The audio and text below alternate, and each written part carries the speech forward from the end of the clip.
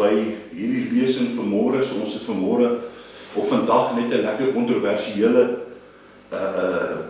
lesing, maar wat natuurlik baie belangrik is vir elke kind van die Here. So vandag gaan ons praat oor daar's 9 punte wat ek vandag vir jou gaan uithaal. So 10 raaklings oor deurbrake om op te hou rook. So vandag is dit my gebed vir jou as Bybelskoolstudent om noukeurig na hierdie woord van die Here te luister. En mag dit vir jou 'n deurbraak gee. Mag die gees en die krag van God jou help om hierdie verslawing neer te sit. As jy nog 'n Bybelskoolstudent is en jy rook, is dit regtig my gebed dat jy sal vas en gaan kyk na Jesus se vas, toe hy 40 dae gevas het, en hoe belangrik dit is. Maar luister ook hierdie lesing aandagtig. So hierdie is nie net mense wat of wêreldse statistieke nie, daar's baie dit ook in, maar ek gaan vir jou natuurlik skrif gee. Ek gaan vir jou sê hoekom 'n kind van die Here nie moet rook nie. En dit is belangrik, so is kontroversieel, so nou en dan gaan ons tussen die lesings 'n lekker kontroversiële onderwerp insit, so wat jou baie kan help. Toe Jesus aan die kruis sterf, sê hy teen die einde, dit is volbring. En wanneer ons gaan lees in Titus 3 en Romeine 12 vanaf vers 1 tot 2, en dan Prediker 11, wil ek gou vir jou lees vers 10, Prediker 11 vers 10, sê hy, en weer verdriet uit jou hart, en hou die kwale, hoor mooi, weg van jou liggaam, want die jeug en die jonkheid is nietig. Wat beteken dit? Dit beteken dat eendag dit teen jou gaan getuig. Jou liggaam gaan teen jou getuig. As jy rook, vernou jou are natuurlik en jou longe en so meer. Maar hoor wat sê Titus 3 vers 3, want ons was ook vroeër onverstandig. Hoor daar, jare terug ook, toe ons op in die wêreld was, het ek vormig in die wêreld gepraat het myself uit, het ek ook as ek 'n bietjie gedrink het, want ek 'n sigaretjie gerook, want 'n ou wil mos cool wees, jy weet mos cool. Want ons was ook vroeër onverstandig, ongehoorsaam op 'n dwaalweg, hoor daar, verslaaf aan allerhande begeerlikhede en singenot. Ons het in boosheid en afguns gelewe, ons was haatlik en het mekaar gehaat. En dan kom Paulus, dan skryf hy hierdie in Romeine 12, 1 en 2.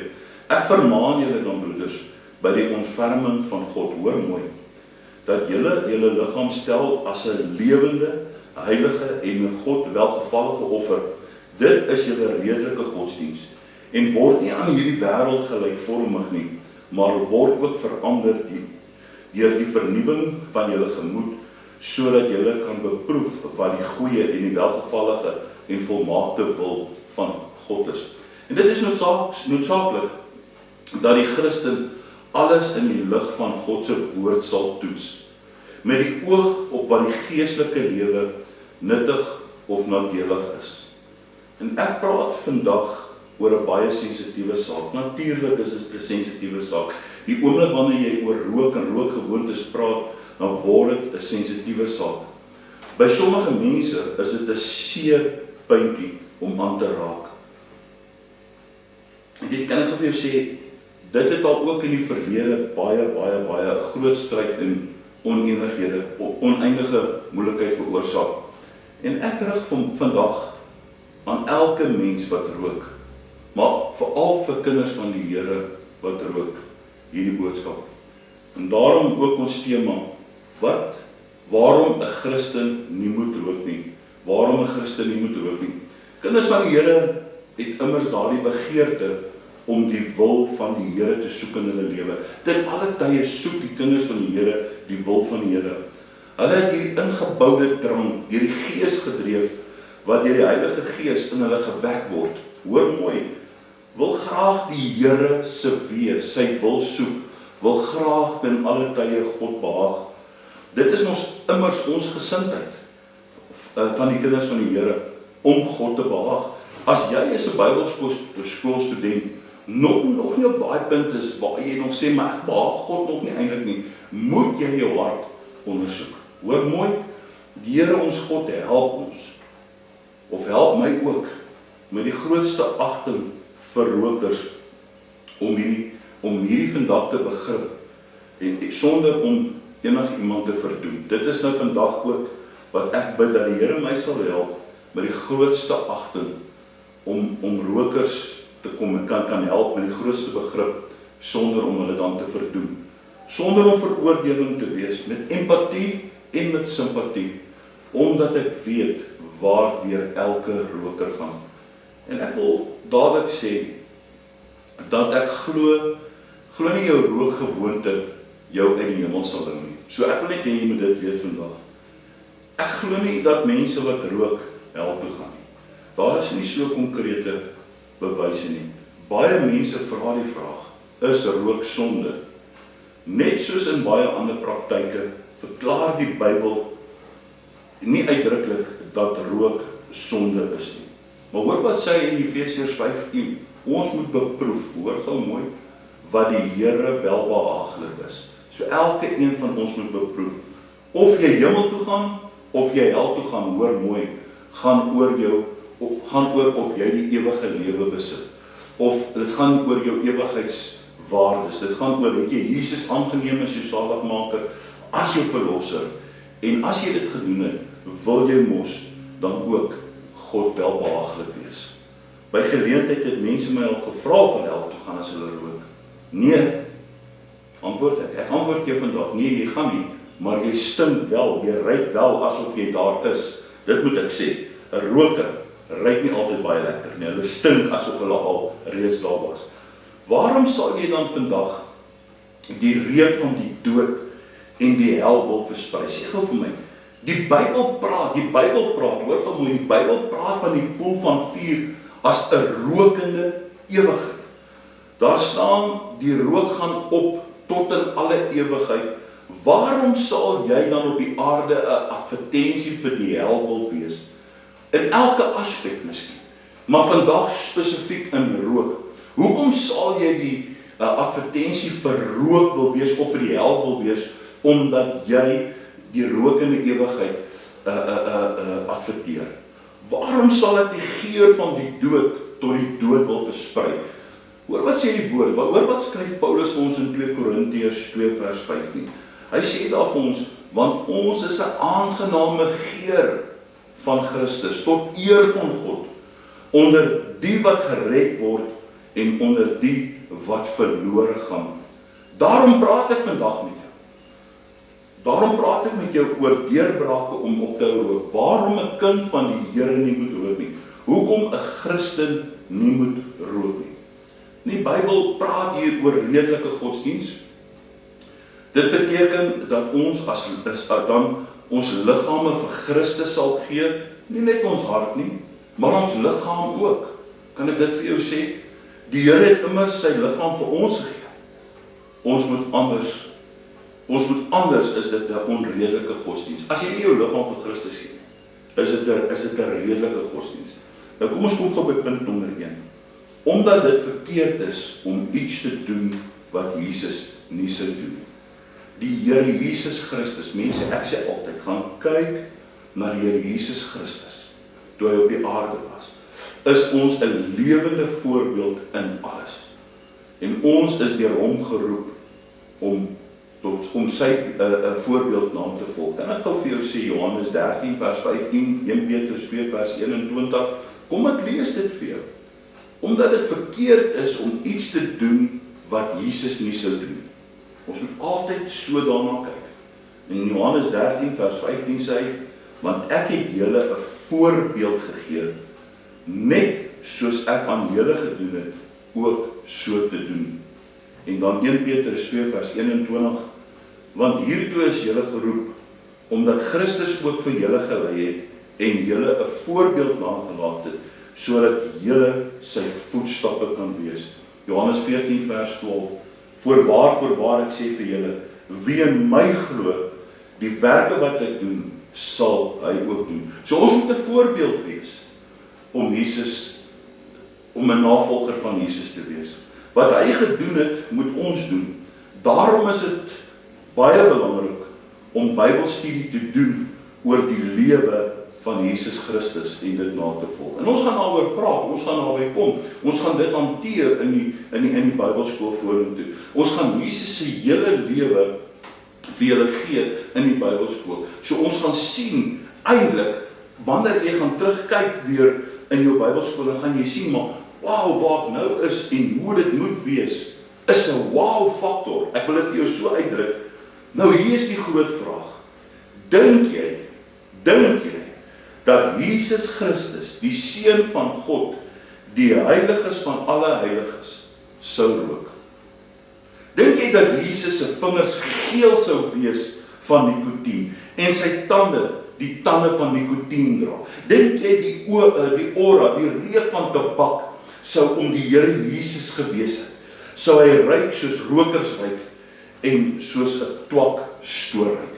Dink jy regtig so? Dink jy die Here Jesus sou 'n dampie maak? Dink jy die Here Jesus sou verslaaf gewees het aan nikotien, gesukkel het om dit te los? Terwyl hierdie Here Jesus vrymaking en verlossing van hierdie wêreld verkondig, om ons juis te verlos van hierdie verslawing. Dink jy, hier's die vraag, dink jy dat die Here Jesus Christus sou rook? Ek wil jou uitdaag om die Bybel te bestudeer. Die Here Jesus sê self, die hele skrifte draai om hom. Hy is die sentrale punt van die Bybel, van Genesis regdeur tot Openbaring. Die tweede ene, waaroor ek met jou wil praat is, omdat my liggaam, wat 'n tempel van God moet wees, onteer skend en besoedel deur die rookgewoontes.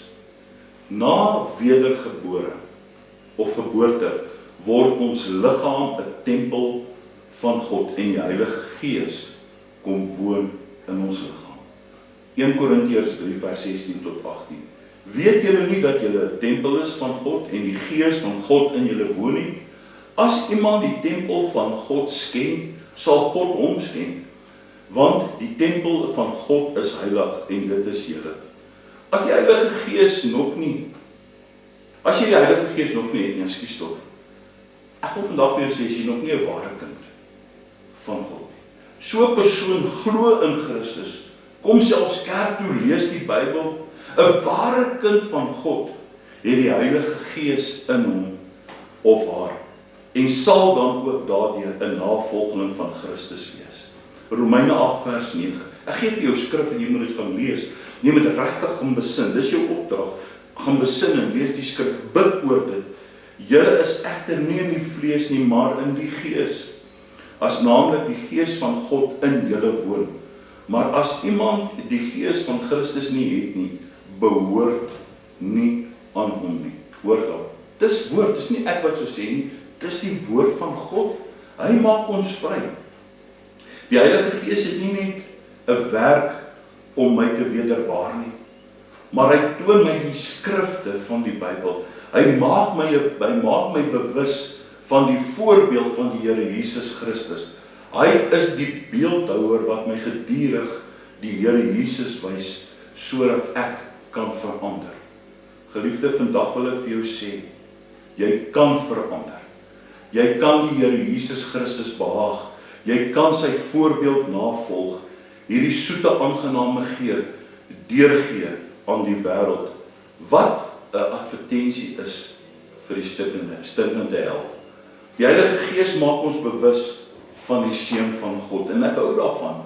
Dis lekker om dit te kan doen. In Galasiërs 4 vers 19. My kinders, vir wie ek weet 'n balingsnood is, tot Christus in julle 'n gestalte verkry, 2 Korintiërs 4 vers 10 tot 12, sodat ook die lewe van Christus in ons liggaam openbaar kan word.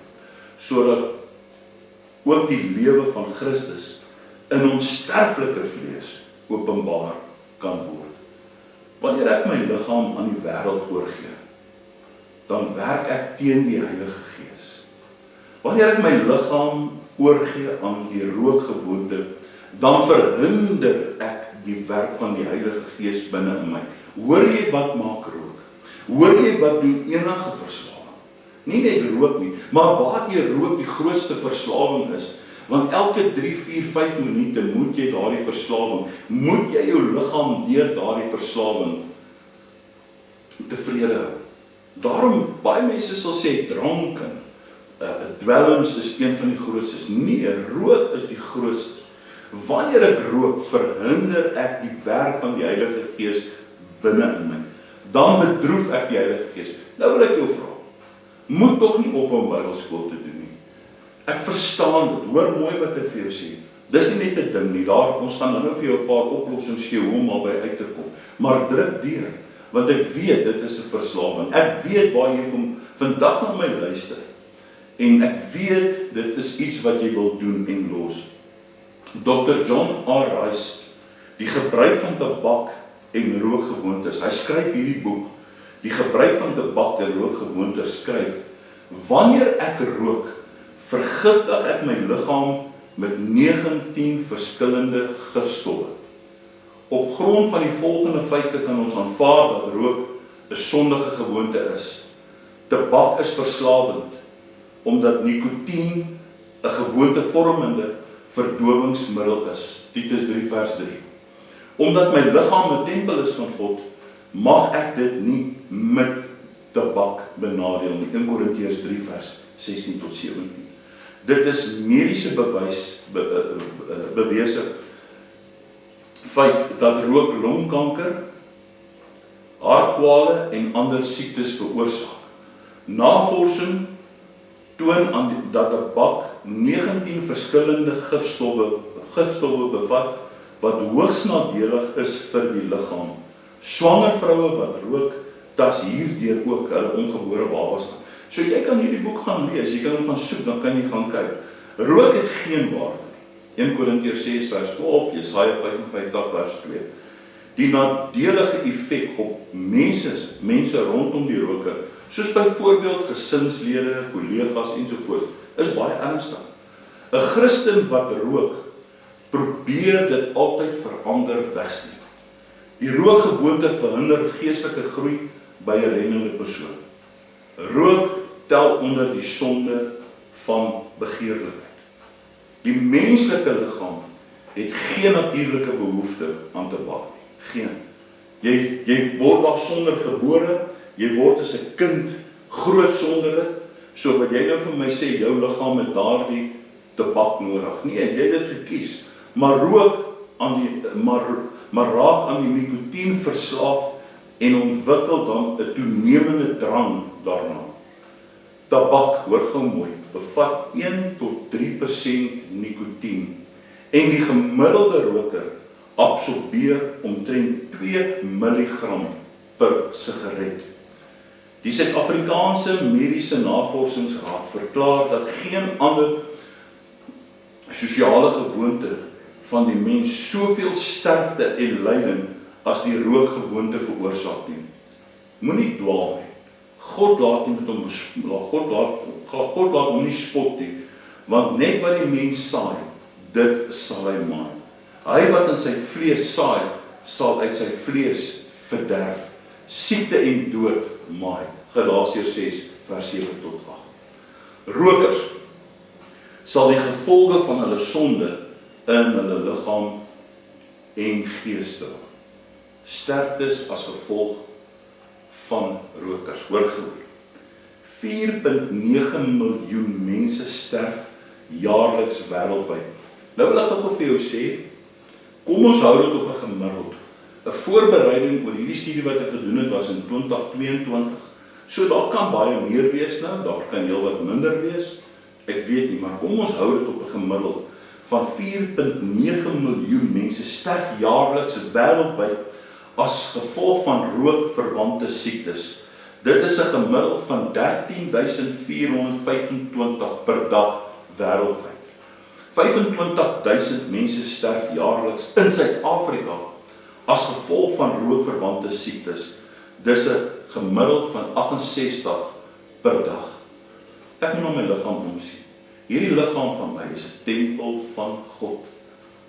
Die derde ene waaroor ek met jou wil praat is, omdat ek nie kan rook tot verheerliking van God nie. Ek sê weer, dis 'n drang om die Here welbehaaglik te wees. Geesgedrewe om die Here in alles te verheerlik.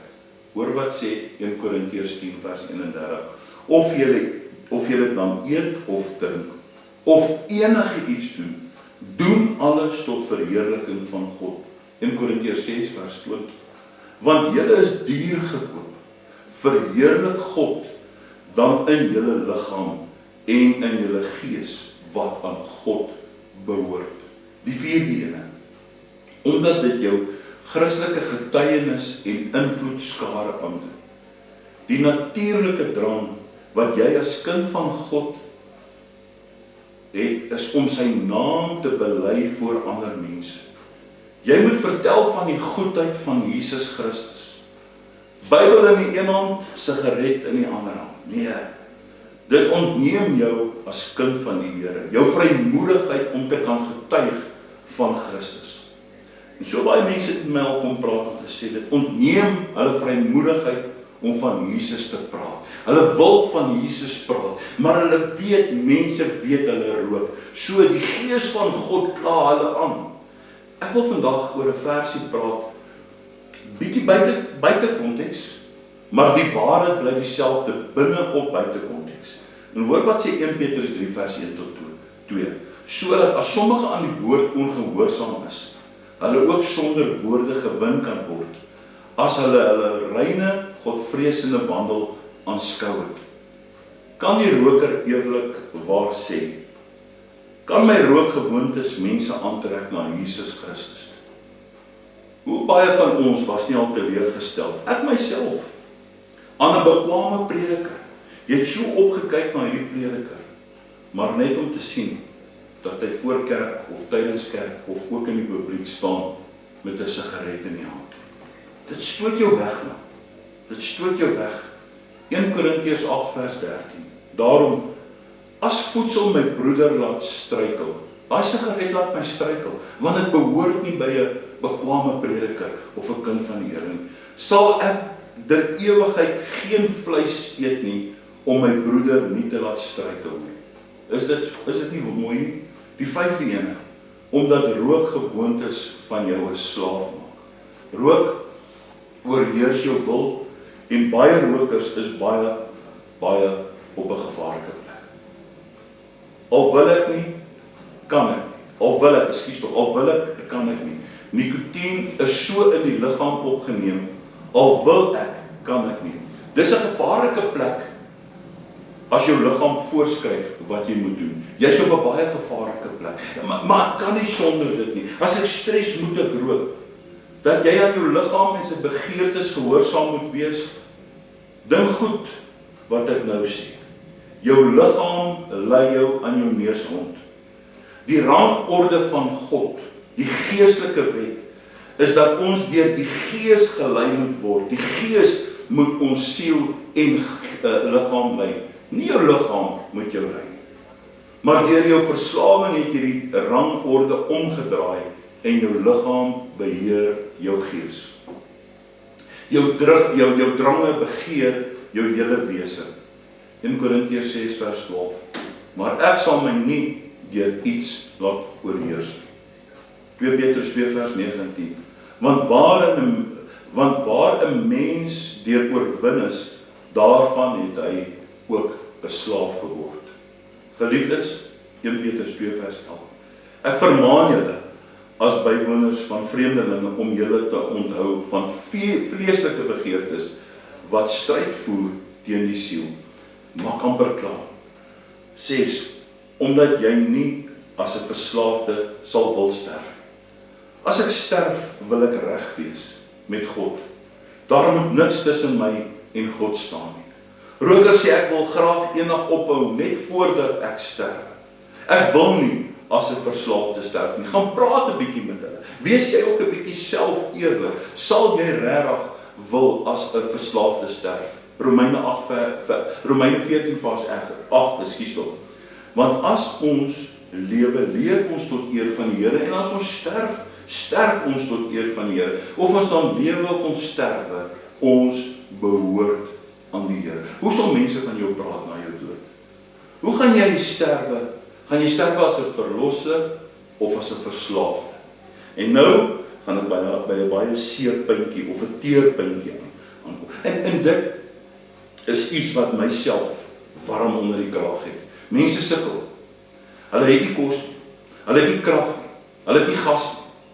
Maar daar's altyd geldjie vir 'n sigaretjie. Die sewende ene waaroor ek wil praat. Die geld hieraan kan baie beter gebruik word. Gaan maak jouself die berekening. Gaan maak jouself die berekening wat dit jou kos 'n maand en wat dit jou kos 'n jaar en wat jy kon met daardie geld gedoen het. Dis skrikwekkend. Ek wil vandag dit vir jou sê. Dis skrikwekkend. Die geld wat jy verdien behoort nie aan jou nie. Die Here gee dit vir jou deur die krag wat hy jou gee om dit te kan verdien. Jy word verlei deur 'n sielevyand. Ek wil dit vir jou sê vandag. Ek gaan nie baie lank oor dit praat nie. Ag, omdat jy jou naaste moet respekteer. Dis nog iets wat my harmonika raak. Dit is selfs opgeteken. Dis wetgewing in ons land dat jy nie in 'n publieke plek mag rook nie of naby mense kan rook nie. Ek sluit af. Die laaste rede en nou moet jy fight. Jou oorwinning gaan groot wees. Omdat Jesus jou kan verlos en vrymaak. My vriende, my geliefde vriende, jy kan hierdie wonderlike suurstof van die Here inasem. Jy kan verlos kom, jy kan vrykom. Jy kan hierdie bande sny met dit wat jou bind. Jy kan vandag vrykom. Jesus het gesterwe om jou te verlos van rookgewoontes, van alle bande van verslawing. Efesiërs 1:7. In hom het ons die verlossing deur sy bloed, die vergifnis van misdade na die rykdom van sy genade. Jesus verlos jou vandag deur sy bloed. Mense het al groter probleme gehad en na hom toe gekom en hy het hulle vrygemaak. Ek bring vandag vir jou hierdie lesing, hierdie boodskap van hoop. En ek wil vandag vir jou sê, daar is vir jou hoop. Johannes 8:36. As die Seun jou dan vrygemaak het, sal jy werklik vry wees. Nou hier kan ek vir jou 'n paar redes sê. Hoe om op te hou rook? Eerstens, ek moet erken dat ek iets doen wat verkeerd is. Dat ek my liggaam wat 'n tempel van God is skaad. Ek moet ophou om in ontkenning te lewe. 2.